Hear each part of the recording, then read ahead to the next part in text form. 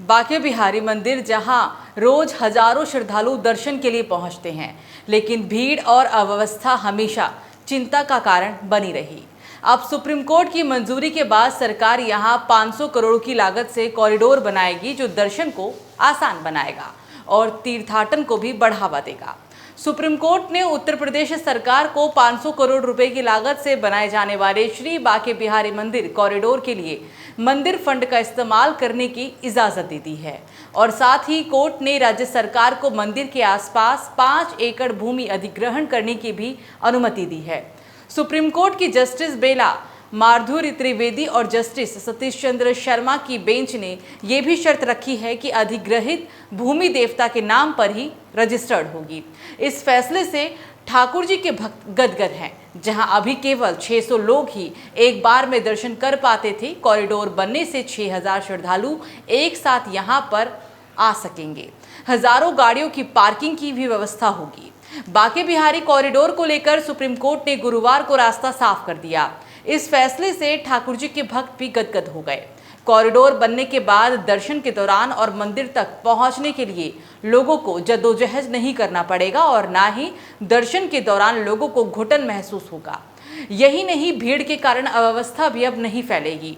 Corridor ऐसा होगा कि वहां एक साथ करीब 6000 श्रद्धालु आ सकेंगे। साथ ही उनके लिए वेटिंग हॉल, पार्किंग की बेहतर सुविधा भी रहेगी। वर्तमान में बांके बिहारी मंदिर का आंगन 300 वर्ग मीटर का है, जिसकी क्षमता 650 श्रद्धालु की है और इसका बाहरी प्रांगण 450 वर्ग मीटर का है, जिसकी क्षमता 1000 श्रद्धालु की है। जबकि यहाँ पर रोजाना हजारों श्रद्धालु आते हैं और विशेष अवसरों पर तो ये संख्या लाखों में हो जाती है। यही कारण है कि ऐसी स्थिति में श्रद्धालुओं को परेशानियों का भी सामना करना पड़ता है। कॉरिडोर बनने के बाद उसमें एक साथ 6000 श्रद्धालु आ सकेंगे। कानूनी प्रक्रिया से गुजरने के बाद आखिर बांके बिहारी कॉरिडोर का रास्ता साफ हो ही गया। बिहारी जी कॉरिडोर के लिए जमीन खरीदने के लिए पैसा अब मंदिर कोष से दिया जाए और इसको लेकर कोर्ट भी साफ कर चुका है कि मंदिर कोष से 500 करोड़ रुपए भी लिए जा सकेंगे। सर्वोच्च न्यायालय के द्वारा हरी झंडी देने के बाद अब बिहारी जी कॉरिडोर का काम भी जल्दी ही शुरू हो सकता है। गौरतलब है कि प्रदेश सरकार इसके लिए बजट में भी प्रावधान कर चुकी है। बांके बिहारी मंदिर कॉरिडोर का जो भी नक्शा प्रशासन ने तैयार कराया है वो ऐसा है कि कॉरिडोर बनने के बाद श्रद्धालुओं को भीड़ भरे माहौल से मुक्ति मिल जाएगी। बाहर से आने वाले श्रद्धालुओं के लिए भी दर्शन सुविधाजनक होंगे। कॉरिडोर को देखते हुए जहां सुनरख में पार्किंग तैयार होगी, तो वहीं बांके बिहारी मंदिर के सामने और देवरा बाबा घाट पर सस्पेंशन पुल भी बनाए जाएंगे। बांके बिहारी मंदिर कॉरिडोर के प्रस्तावित डिजाइन में इन विकास कार्यों को सम्मिलित किया गया है। बिहारी जी कॉरिडोर की ओर जाने वाले हर रास्ते पर पार्किंग बनाई जाएगी। ऐसे में एक नहीं बल्कि कई पार्किंग होगी, जिनमें हजारों वाहन भी एक साथ खड़े किए जा सकेंगे। हाईवे की ओर से आने वाले श्रद्धालुओं के लिए 26,000 वर्ग मीटर में सुनरख पार्किंग तैयार होगी और इसमें 2600 वर्ग मीटर का एक एरिया कवर्ड भी होगा। इस पार्किंग में करीब 1000 वाहन एक बार में खड़े हो सकेंगे। एक पार्किंग यमुना पार बेगमपुर यानी कि कॉरिडोर से ठीक सामने में 12 हेक्टेयर में ग्रीन पार्किंग बनेगी, जिसमें करीब 4000 वाहन खड़े हो सकेंगे।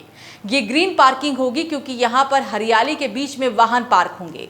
यहाँ से एक एलिवेटेड बिहारी जी से भी जोड़ेगा और इस जोड़ की खासियत ये होगी कि इस पर सिर्फ गोल्ड कार्ट चलेगी और श्रद्धालु इससे पैदल भी चल सकेंगे। इसके अलावा पानीग्राम, नगला, रामताल में भी पार्किंग की व्यवस्था प्रस्तावित है।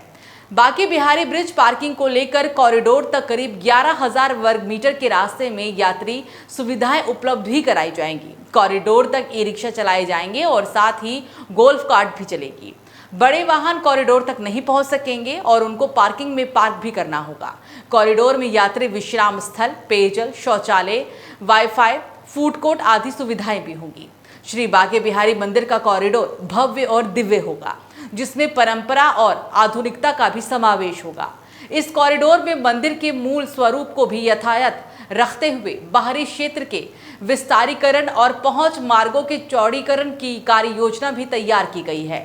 जब उत्तर प्रदेश के मुख्यमंत्री योगी आदित्यनाथ ने बांके बिहारी मंदिर की व्यवस्थाओं के सुधार के लिए कॉरिडोर की परिकल्पना की थी, तभी उन्होंने मथुरा के अधिकारियों को निर्देश दिए थे कि कॉरिडोर की परियोजना ऐसी हो जहां मंदिर के मूल स्वरूप को किसी भी कीमत पर परिवर्तित ना किया जाए और ना ही किसी परंपरा को तोड़ा जाए।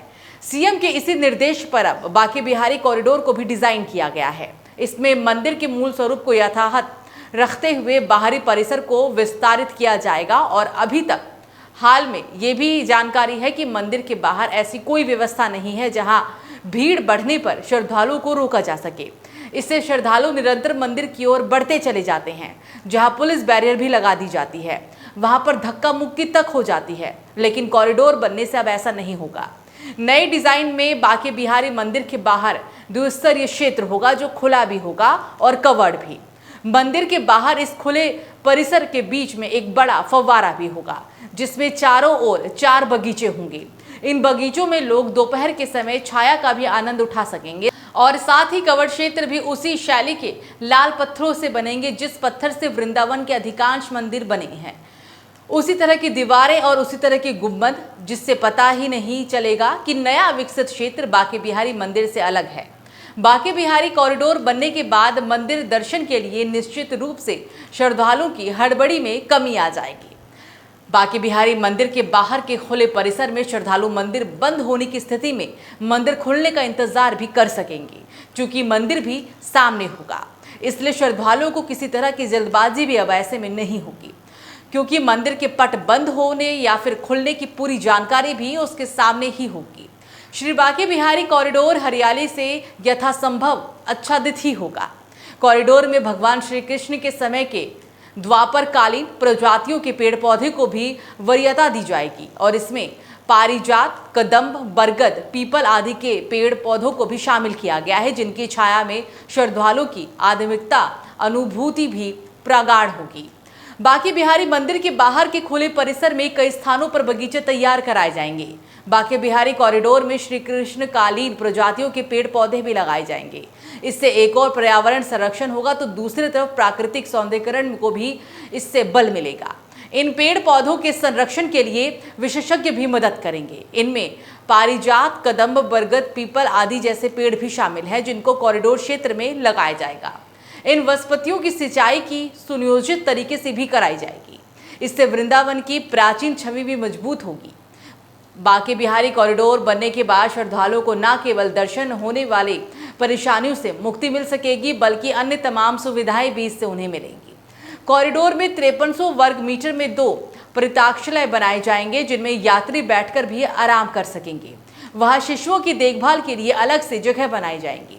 बांके बिहारी कॉरिडोर का जो नक्शा बनकर तैयार हुआ है, उसके हिसाब से कॉरिडोर में यात्रियों को तमाम सुविधा मिलेंगी। कॉरिडोर में बांके बिहारी मंदिर की ओर जाने वाले 3 रास्ते तय किए गए हैं, जिनमें से यमुना की ओर जो रास्ता आएगा वो 2100 वर्ग मीटर क्षेत्र में होगा।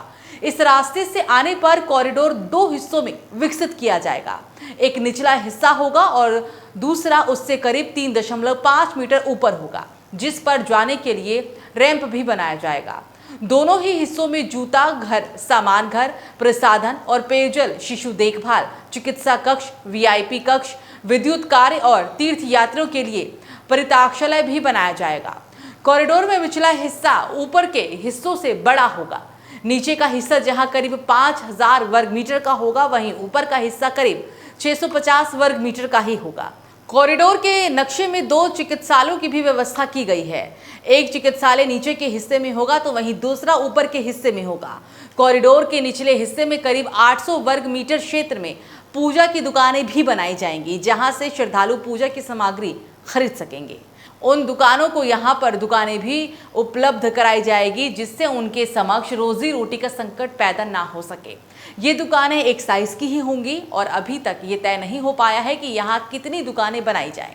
उत्तर प्रदेश ब्रज तीर्थ विकास परिषद के सीईओ एसबी सिंह के अनुसार बिहारी जी मंदिर में दर्शन का कुल समय 8 घंटे 51 मिनट होगा, जिसमें शरद ऋतु में सुबह 8:45 से दोपहर के 1 बजे तक और शाम 4:30 बजे से रात के 8:30 बजे तक, जबकि ग्रीष्म ऋतु में सुबह 7:45 से दोपहर के 12 बजे तक, फिर शाम को 5:30 बजे से रात के 9:30 बजे तक। अब बिहारी जी कॉरिडोर निर्माण का रास्ता साफ है, जल्दी ही इस पर काम भी शुरू होगा। भीड़ के कारण जो अव्यवस्थाएं अभी तक होती आई हैं, कॉरिडोर बनने के बाद लोगों के लिए अब दर्शन तक आराम हो जाएंगे। कॉरिडोर में एक साथ करीब 6000 श्रद्धालु होंगे। बहरहाल बांके बिहारी जी की नगरी अब भव्य दर्शन पथ की ओर बढ़ रही है। सवाल, सराहना और विरोध सब अपनी जगह है, लेकिन मंजिल एक ही है, श्रद्धा का सम्मान और सुविधा का विस्तार। आपका क्या मानना है? क्या इस कॉरिडोर से वृंदावन का भविष्य और भी उज्जवल होगा? कमेंट में आप हमें जरूर बताएं। नमस्कार।